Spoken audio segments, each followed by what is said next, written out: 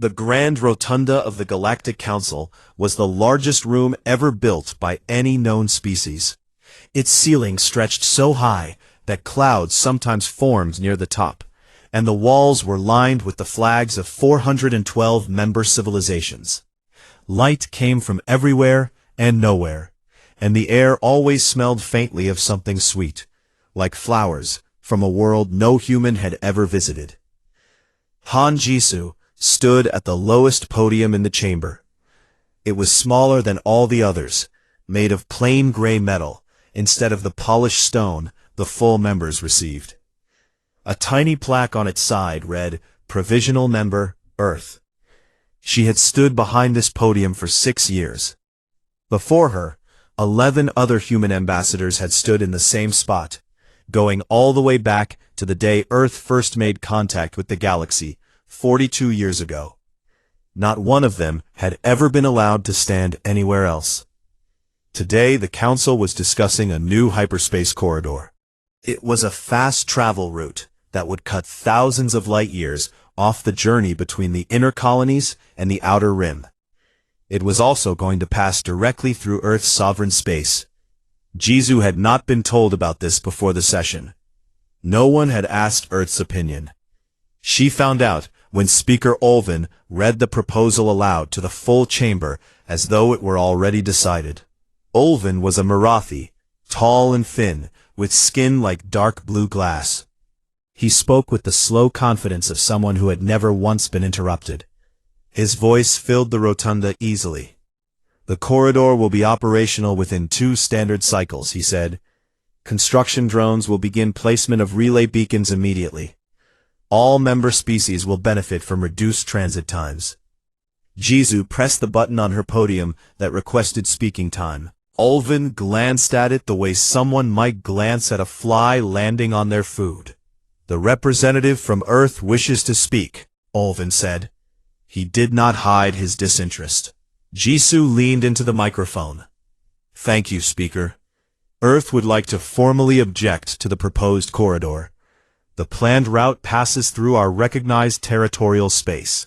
Under Section 14 of the Sovereignty Provisions, any infrastructure project within a member species territory requires prior consultation and consent. Earth was not consulted." The silence lasted about 2 seconds. Then the laughter started.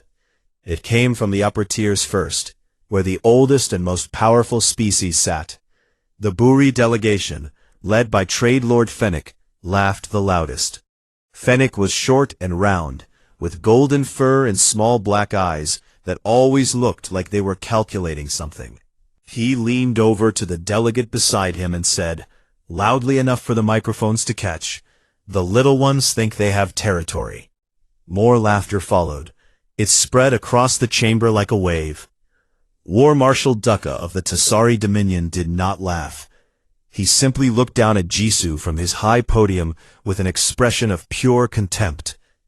Dukkha was enormous, even by Tasari standards, with armored skin the color of iron. He spoke without requesting permission. "Perhaps the humans should focus on learning to build ships that do not fall apart before they lecture this council on sovereignty." The laughter doubled. Some delegates stamped their feet or made sounds that Jisoo's translator could only describe as amusement, hostile. Jisoo did not move. She did not look away. She waited until the noise died down, and then she spoke again, her voice perfectly level. "Earth's objection is formally entered into the record. We request that it be preserved in full." Speaker Olvin smiled. It was the kind of smile that was worse than an insult. "Your objection is noted and irrelevant, Ambassador. That is the privilege of your provisional status. The motion carries. This session is concluded." The chamber began to empty. 412 species filed out through their designated exits, talking among themselves, already forgetting the moment. To them, it was nothing. A small species had made noise, and the noise had been ignored. It happened all the time. Jisoo gathered her documents. Her hands were steady. Her face showed nothing. She walked out through the narrow corridor, reserved for provisional members. It was not well lit, and the floor was not as clean as the main hallways. She had walked it hundreds of times. When she was alone, she pulled out a secure communication device. It was small, no bigger than her thumb, and it connected to only one frequency in the entire galaxy. She pressed her thumb to the surface and waited. Admiral Yoon-taek answered in less than 3 seconds. His voice was calm, the way it always was, like a lake with no wind. "Ambassador." "They laughed," Jisoo said. "Just that. No anger, no sadness, just a fact." There was a pause on the other end. Then Taek said, "Understood. Iron Dawn?" "Iron Dawn," Jisoo confirmed. The line went dead. 8,000 light-years away, on Earth, deep inside a mountain, in a place that did not appear on any map, a screen lit up in front of Shinunji. She was sitting in a room full of people, who had been waiting for this signal for a very long time. Some of them had spent their entire careers preparing for it. Unji read the code on her screen 3 times to make sure. Then she turned to her team. "We are live," she said quietly. "Everything goes tonight." No one cheered. No one celebrated. They simply turned to their stations and began to work. There was too much to do, and not enough time to waste on feelings. That evening, the Galactic News Network ran a small headline across its ticker. "Earth Ambassador exits Council session early. No further comment from human delegation." It appeared between a story about a new restaurant on the Marathi homeworld and a sports update from the outer colonies. No one paid attention. No one thought it mattered. The crisis room underneath Seoul was built to survive anything. It sat 300 meters below the surface, wrapped in layers of concrete, steel, and materials that did not have public names. The room itself was simple. A long table, screens on every wall, 40 chairs, all filled. Admiral Yoon-taek stood at the head of the table. He was not a tall man, and he did not have a loud voice. But when he spoke, people listened, because he never wasted a single word. He looked around the room at the assembled admirals, directors, and intelligence chiefs of the United Earth government, and he said, "Iron Dawn is active. I will explain what that means." He pressed a button. The screens filled with data. "Iron Dawn is not an attack," Tech said. "It is a withdrawal, starting at midnight UTC tonight. Earth will terminate every treaty, trade agreement, military pact, technology license, medical supply contract, and diplomatic channel we have signed with any galactic power over the past 42 years. The room was silent. Everyone here had known this day might come. Hearing it spoken aloud was different. Director Kwan Nari stood next. She was a small woman with short hair and glasses that she did not actually need, but wore anyway because she liked them. She was the director of Earth's Interstellar Commerce Bureau, and she knew more about galactic trade than most alien economists. She pulled up her own set of numbers. "Let me show you what we are to them," she said. "Human-engineered water purification systems currently serve 319 colony worlds across 6 species. 40% of all galactic freight is moved by human logistics crews or on human-designed shipping routes. Human pharmaceutical compounds are used to treat major diseases in 11 different species. Our encryption protocols protect the banking systems of the Buuri Consortium. Our early warning sensor networks cover the entire Tasari border region. Our atmospheric processors keep 3 Marathi colony worlds breathable." She paused and looked around the room. "We gave them all of this at junior species rates. Rates that were set by the Council, not by us. Rates that pay us roughly 1/5 of what any full member species would charge for the same services.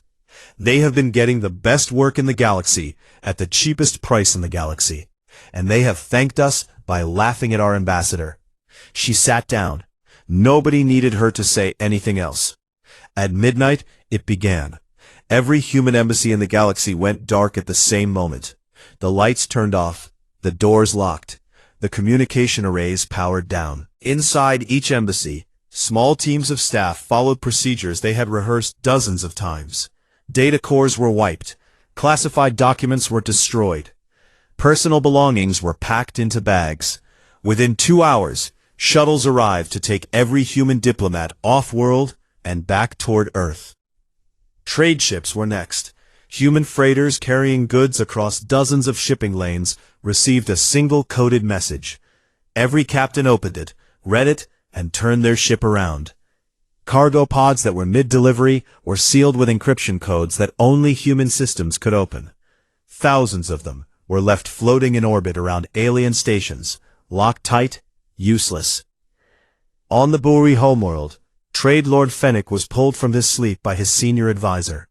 The advisor's golden fur was standing on end, which meant he was terrified.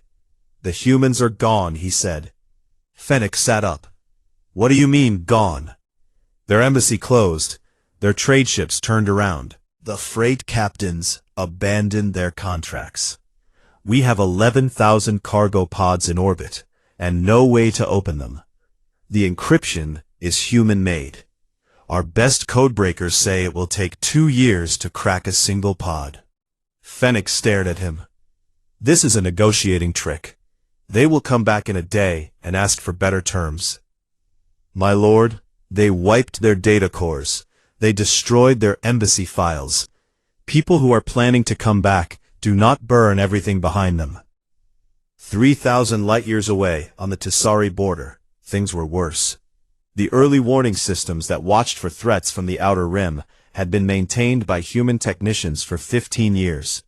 When those technicians left, the systems kept running, but error codes began to appear almost immediately. Tisari engineers looked at the code and could not understand it.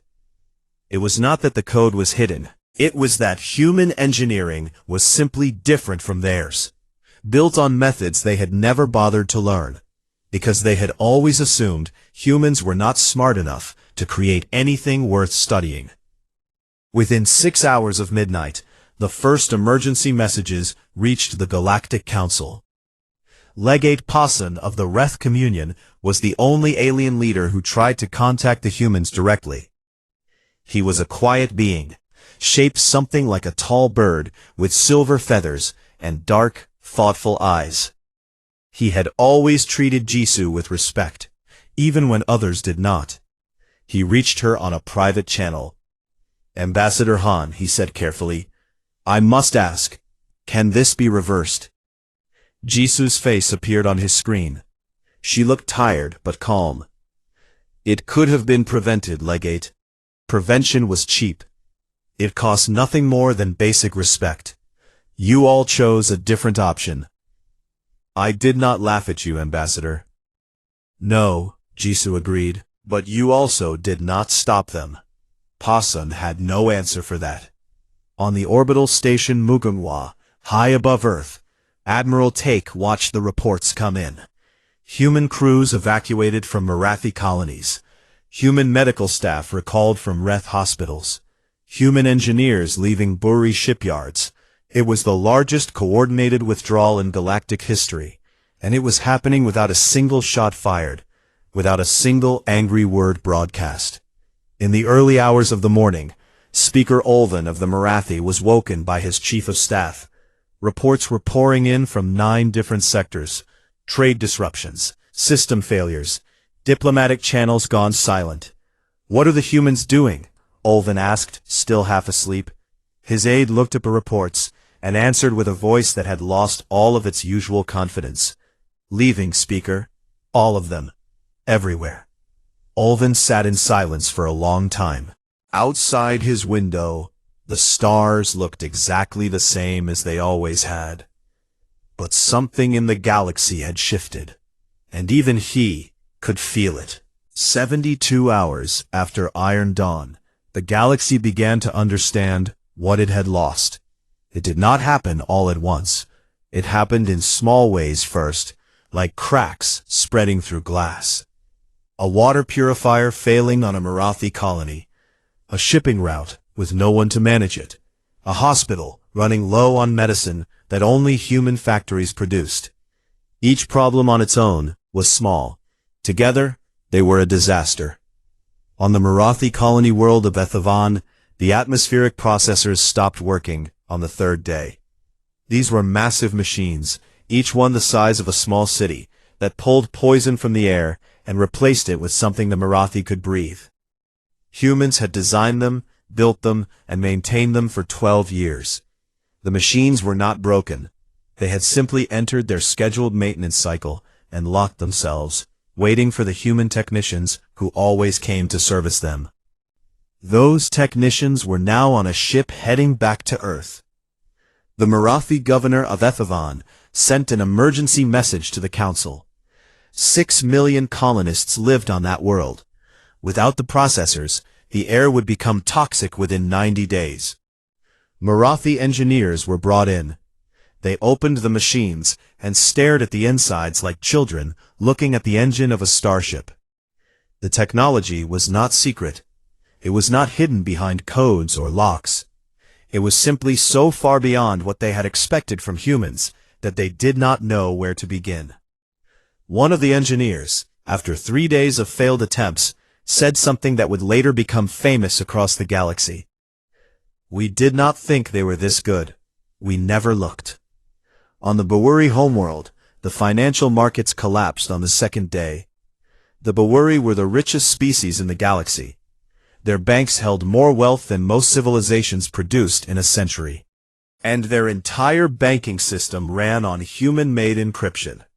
Not because humans had forced it on them, because it was better than anything the Bawuri had, and it was cheap. The Bawuri had been so focused on profit that they never considered what would happen if the species providing their security simply walked away. Trade Lord Fennec called an emergency meeting of the consortium's ruling board. He was furious. His golden fur was flat against his skin, which meant he was scared, though he would never admit it. "How did we let one species touch everything?" he shouted at his advisors. None of them had an answer. The truth was simple. Humans were good at what they did, and they were willing to work for almost nothing. It had been too easy to let them do everything. No one had thought about what that meant. The Tasari Dominion responded differently. War Marshal Duca did not panic. He called his generals into a room and told them to prepare a military option. If the humans would not come back willingly, the Tasari would take what they needed by force. His intelligence chief, a scarred old soldier named Wrath, put a report on the table. "Before we discuss force," Wrath said, "you need to see this." The report was about something called Project Blacktide. Tasari intelligence had known for years that humans were placing small platforms in deep space. The platforms were tiny, no bigger than a shuttle, and they were nearly invisible to sensors. The Tasari had assumed they were scientific instruments. They were wrong. "There are thousands of them," Wrath said. "They are spread across every major sector of the galaxy. We do not know exactly what they do, but in the last 72 hours, they have all activated. Every single one." Duca looked at the map. The platforms were everywhere, near Tasari fleet bases, along Buri trade routes, around Marathi colonies, in the empty spaces between stars, where no one ever looked. "Are they weapons?" Duca asked. "We do not think so," Wrath said carefully. "We think they are sensors, communication relays, navigation aids. We think the humans have been quietly holding parts of our infrastructure together for years without telling anyone. And now? Now they can take it apart whenever they want." Duca sat back in his chair and said nothing for a long time. On the edge of Tessari space, Captain Bay Doha guided the UN Jindo through the last stretch of the evacuation corridor. The Jindo was a stealth destroyer, small and fast, and nearly impossible to detect. Doha was escorting a convoy of civilian transports carrying the last human families out of Tessari territory. A Tessari patrol fleet moved to block them. 6 warships, each one 20 times the size of the Jindo. Their commander opened a channel and ordered the convoy to stop. Doha answered the call herself. She was a woman of few words, with a calm face and steady hands. "Tasari Patrol, this is Captain Bay Doha of the UN Jindo. We are escorting civilians through open space under legal withdrawal protocols. Move aside. You are in Tasari territory. You will surrender your vessels for inspection. Doha did not blink. You can let us pass, or you can find out what your own stations look like from the inside, when the lights go off. It was not a bluff.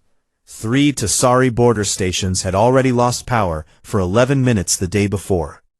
Humans had built their backup generators. The Tasari commander knew this. He ordered his ships to move aside. The convoy passed without another word.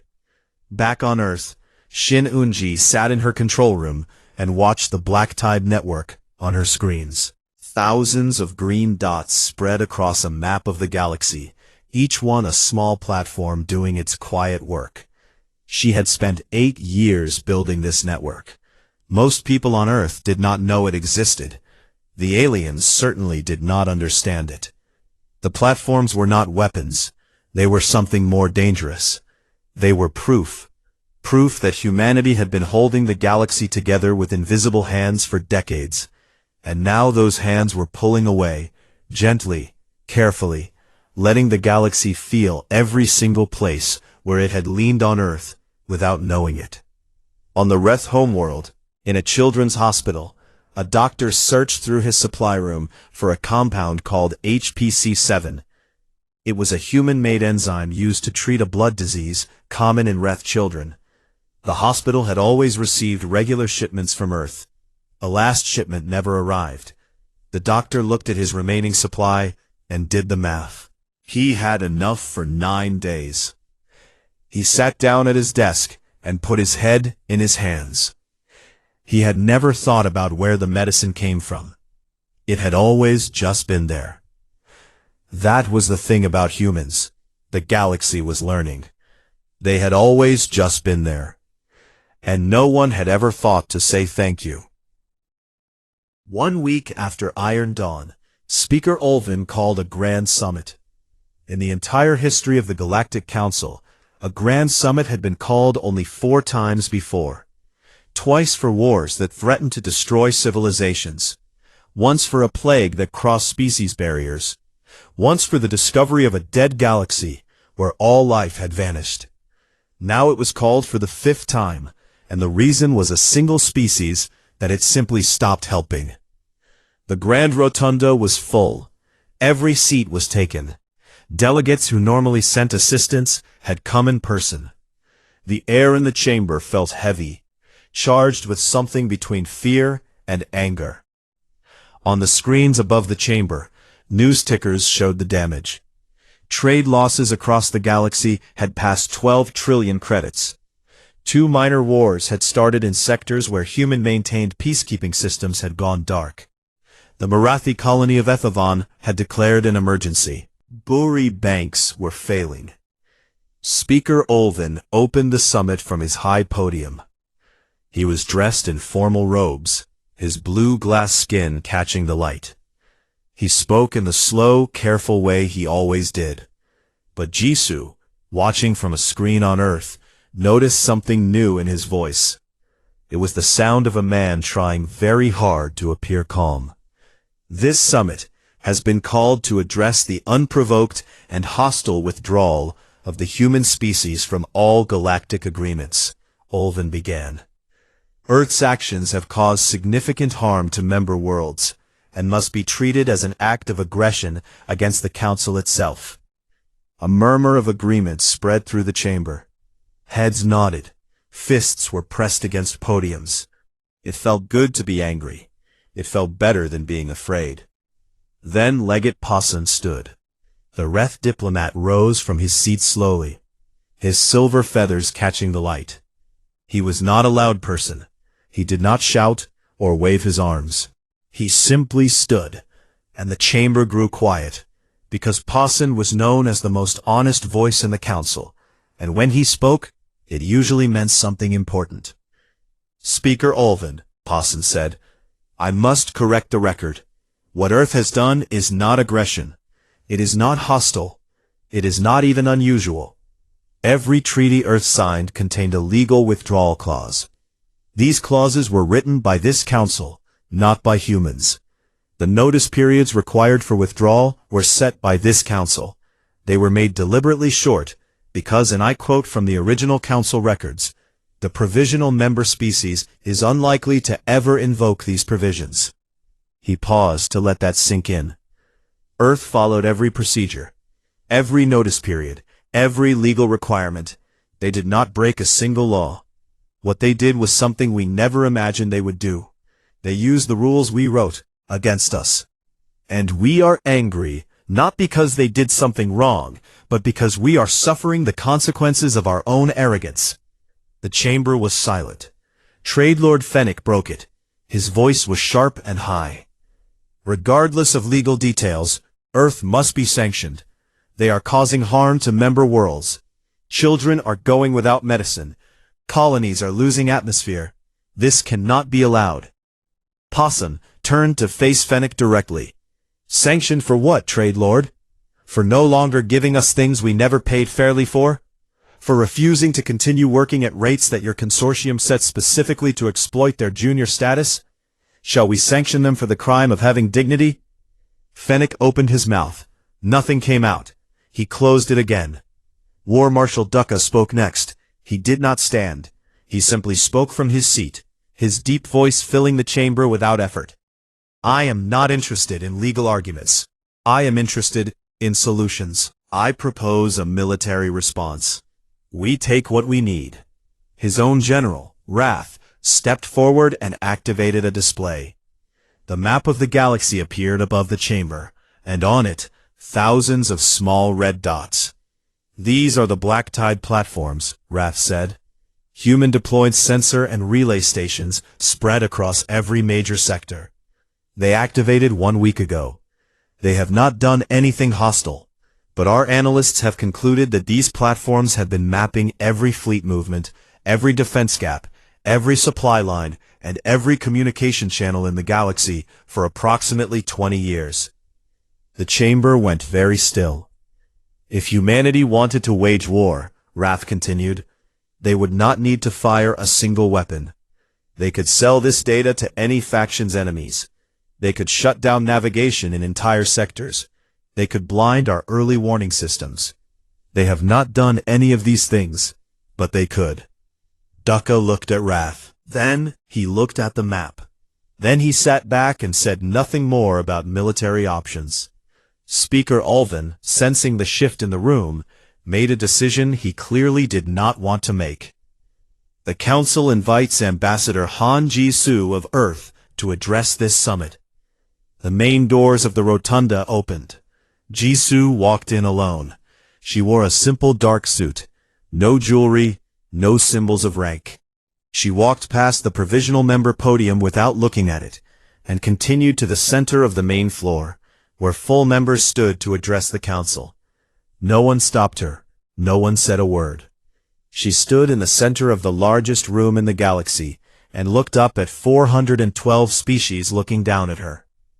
42 years ago, she began, her voice quiet but clear. Earth reached the stars, and found that we were not alone. We were overjoyed. We came to this council with open hands. We offered everything we had. Our technology, our labor, our medicine, our creativity. We asked for one thing in return, to be treated as equals. She paused. You said no. You said we were too young, too small, too primitive. You gave us a provisional status that was meant to be temporary, and then made sure it never changed. And while you kept us in the lowest seat in this chamber, you took everything we offered. You let us build your water systems, run your shipping lanes, protect your borders, and heal your sick. You let us do all of this because we were cheap, and because we were good at it, and because it never occurred to you that the species standing at the smallest podium might be the one holding everything together. She looked directly at Alvin. You told us we were small. You were right. We are a single species from a single world. But you built your house on our back, Speaker. You built it on our back, and never once looked down to see what was holding it up. She took a breath. We are not asking for war. We are not asking for revenge. We are simply standing up, and your house has no foundation without us." She turned and walked out.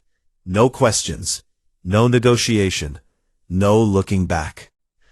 The chamber sat in silence for a long time.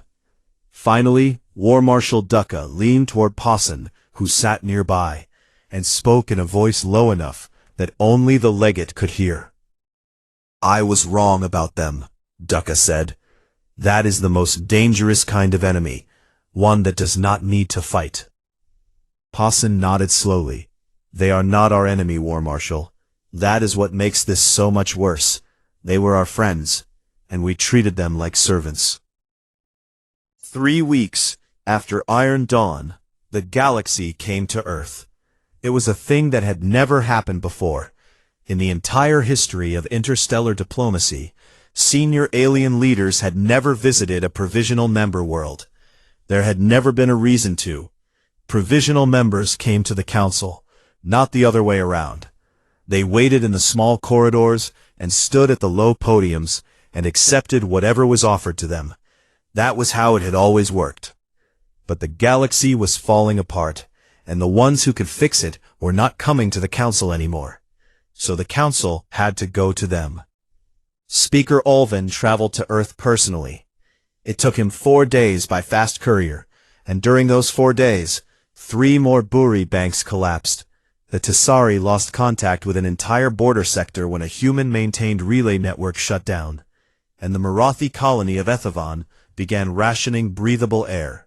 Olvin spent most of the journey staring out the window at the stars, saying nothing to his staff. Trade Lord Fennec came because his consortium was bleeding money so fast that his own board had threatened to remove him if he did not fix this.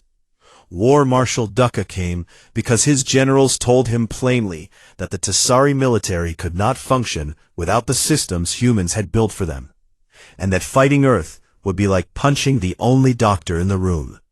Legate Posson came because he was the closest thing the humans had to a friend among the Council species, and because he felt he owed it to them to be present.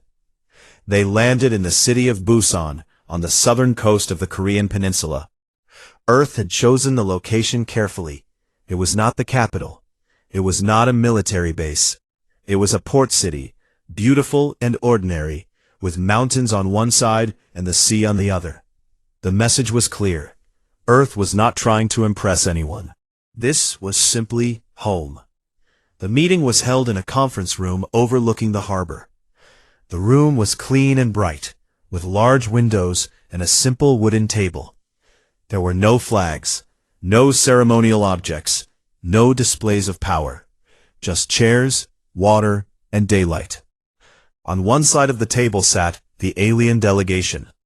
Speaker Olvin, tall and rigid in his formal robes.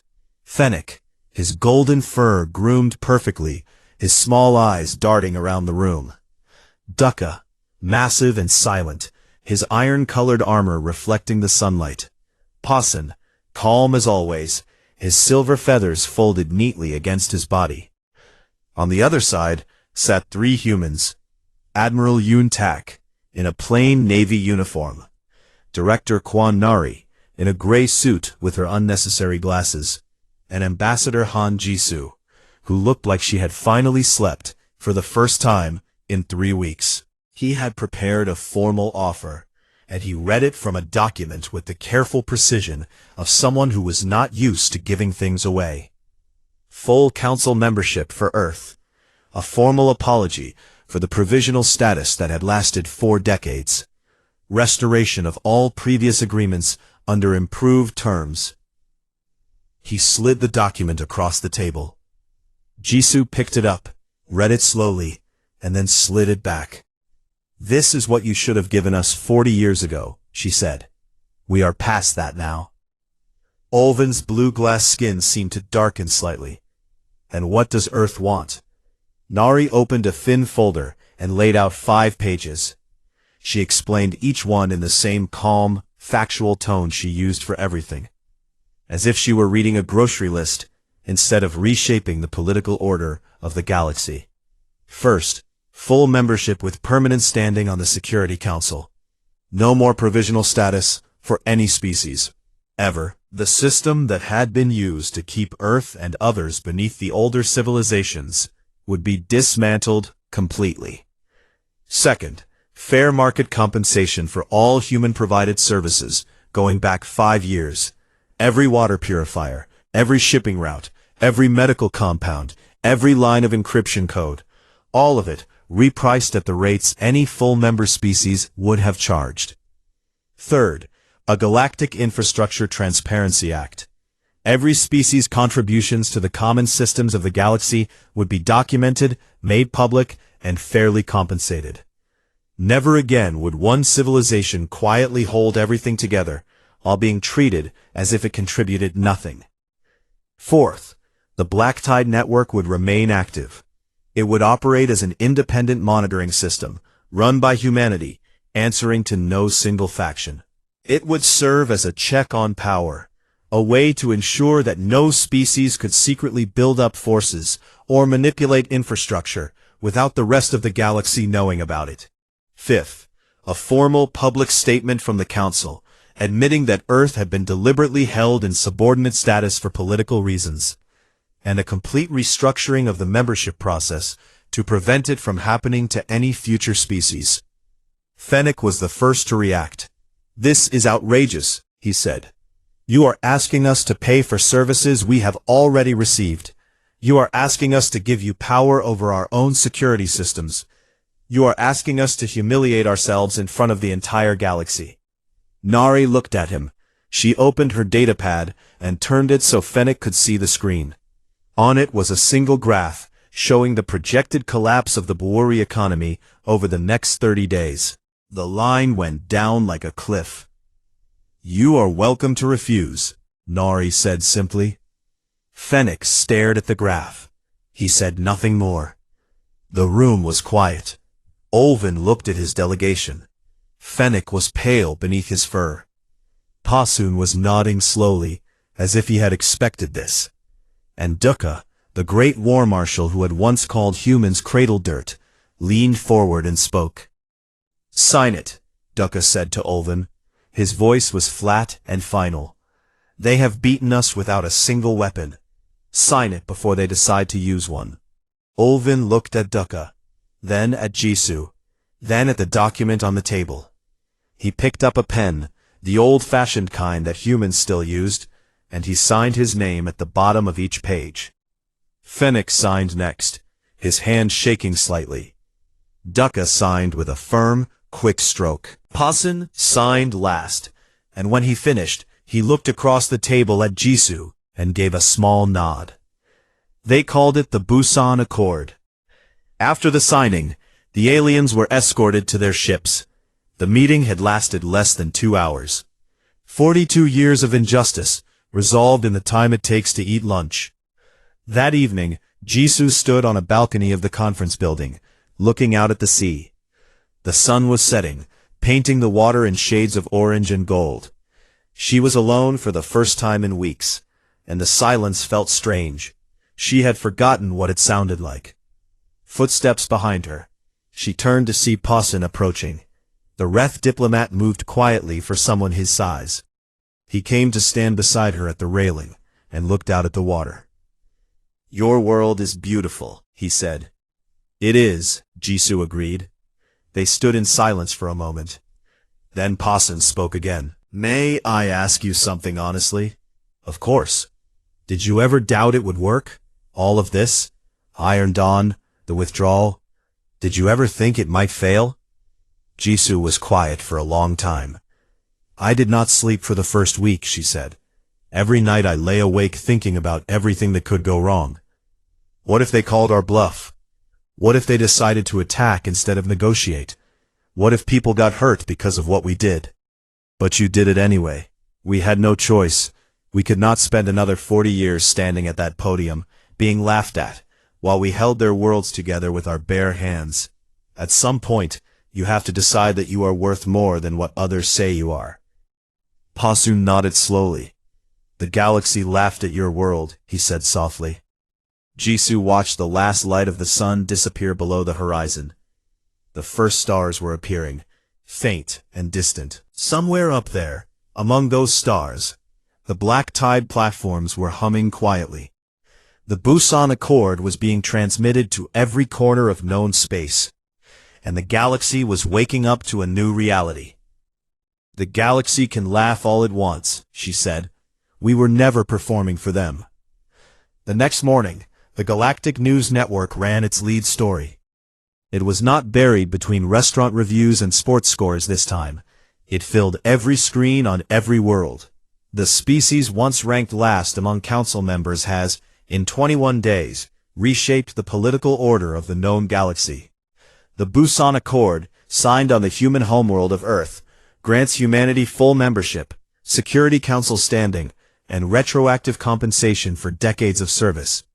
When asked for comment, Earth's ambassador offered only 2 words: